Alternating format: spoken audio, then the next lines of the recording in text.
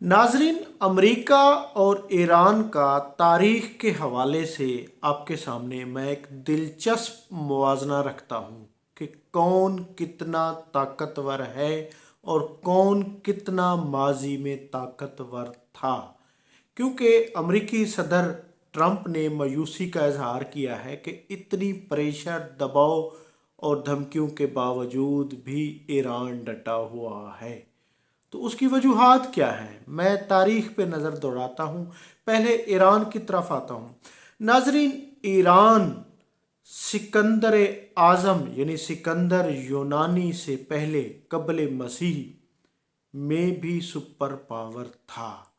जी हाँ, दुनिया की जो पहली सुपर पावर ताकतें थी एक एक दौर में, यानी उस वक्त यहाँ पर दारा ज़मीन का सबसे ताकतवर तरीन बादशाह ईरान पर हुकूमत करता था और उस वक्त पूरी दुनिया पर उसका कोई मद्दे मुकाबिल नहीं था। इवन के सिकंदर यूनानी भी उस पर हमला करने से कतरा रहा था, डर रहा था। बड़ी हौसलों से, बड़ी हिम्मतों से उसने जब अपने आप को यकजा किया तो उसके कई बड़े जर्नेलों ने इनकार कर दिया था। फौज में इंतशार फैल गया था। तो नाजरीन, ये था जी हाँ ईरान। जी हाँ, जिसका एक वक्त दारा का तोती बोलता था पूरी दुनिया में।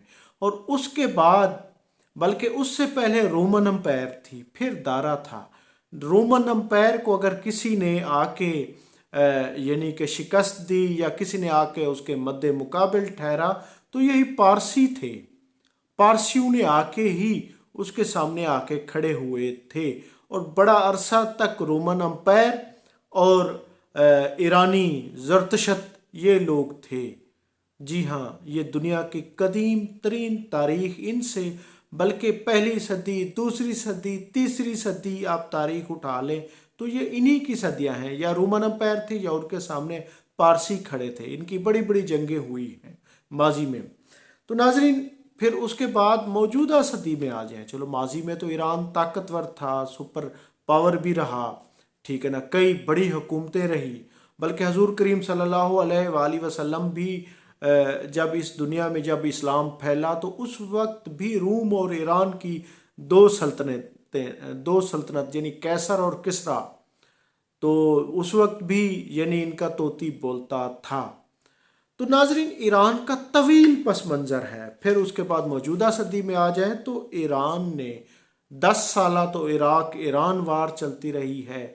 और फिर यानी कि इमाम खुमैनी के इनकलाब के बाद यानी 1979 के बाद अब तकरीबन नाजरीन 46 बरस हो चुके हैं। ईरान यूरोप और अमेरिका की पाबंदियों के नरगे में उसने अपना कामयाब मिज़ाइल प्रोग्राम, जिसने दुनिया को, बल्कि जब पिछला इज़राइल और ईरान की जंग थी उसमें सामने आ गया कि उसका बहुत कामयाब यानी कि मिज़ाइल प्रोग्राम। और फिर नाजरीन उसके बाद उसने तकरीबन करीब करीब अपना एटमी प्रोग्राम उसके तकमील के करीब है, जिसका एतराफ़ अब ख़ुद अमेरिका भी कर रहा है। उसके नुमाइंदा खसूसी स्टीव वेटकोफ ने भी किया है, जिसने ट्रंप के हवाले से भी खबर दी है कि ट्रंप मायूस है कि अभी तक उसने क्यों यानी सरेंडर नहीं किया या किसी ने उस पर क्यों नहीं पहुंचा। तो नाजरीन, ईरान, उसकी एक सदियों पुरानी तारीख है, तहजीब है, उसका एक कल्चर है। वो ताकतवर रहे हैं या फिर उन्होंने सरेंडर नहीं किया, यानी वो हमेशा मैदान में रहे हैं। दुनिया की कदीम तरीन तहजीबों में से पारसी तहजीब एक है और वो अब तक खड़ी हुई है। तो नाजरीन, दूसरी तरफ अमेरिका में आ जाएं। अमेरिका दुनिया की कोई पुरानी तहजीब नहीं है। उसने दुनिया की कोई बड़ी जंगें से, उसने सेकंड वर्ल्ड वार में आके, यानी उससे पहले यकीनन उसने एटम बम बना लिया था, जो अमेरिकी सदर ट्रूमैन ने यानी कि जापान के हिरोशिमा और नागासाकी पर गिराए थे। तो दूसरी जंग है, उसकी तारीख हमेशा साजिशों से भरी पड़ी है। तो उसके बाद उसने वियतनाम पर अटैक किया। वियतनाम पर उसने फिर उसके बाद मशरक़ वस्ती में इसराइल के क़याम में उसका हाथ है, यानी जिस तरह बरतानिया का हाथ है उस तरह امریکہ بھی اس کا ساتھی رہا ہے، بلکہ اب تک برطانیہ تو شاید اس حساب سے نہیں ہے، بلکہ اب اس کی جو اس کے بیک پر ہے وہ بیسکلی تو امریکہ ہے۔ ویتنام پر اٹیک کیا، امریکہ نے ہزیمت اٹھائی، اور تقریباً یہ ہے کہ وہاں پر اس نے معافی بھی مانگی۔ پھر عراق پر اٹیک کیا، افغانستان پر اٹیک کیا، ایران پر اس نے اس نے حملہ کیا، اسی طرح کئی ممالک پر اس نے اٹیک کیے ہیں۔ تو لیکن تاریخی حوالوں سے وہ ایران سے زیادہ طاقتور نہیں ہے۔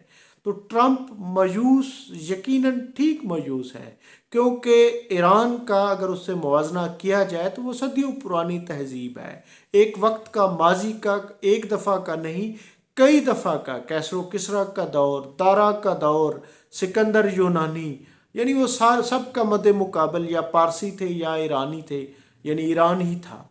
تو ناظرین، لہٰذا ان دونوں کا کوئی موازنہ نہیں ہے۔ ٹھیک ہے، موجودہ دور میں امریکہ کے پاس ایٹمی ٹیکنالوجی بھی ہے، اس کا میزائل نظام بھی ہے، اس کے پاس توپیں بھی ہیں، لیکن ناظرین ایران بھی صدیوں پرانا سپر پاور ملک ہے، اس کا ماضی کا تجربہ ہے، تہذیب ہے، اس کا ایک تمدن ہے، جس کی بدولت وہ امریکہ کے سامنے سپر پاور ہے۔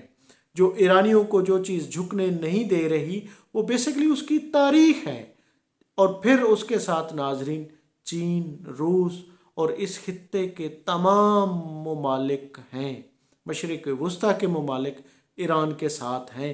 بے شک امریکہ کے خوف سے سامنے نہ آ سکیں، لیکن وہ درپردہ ایرانیوں کی حمایت کر رہے ہیں۔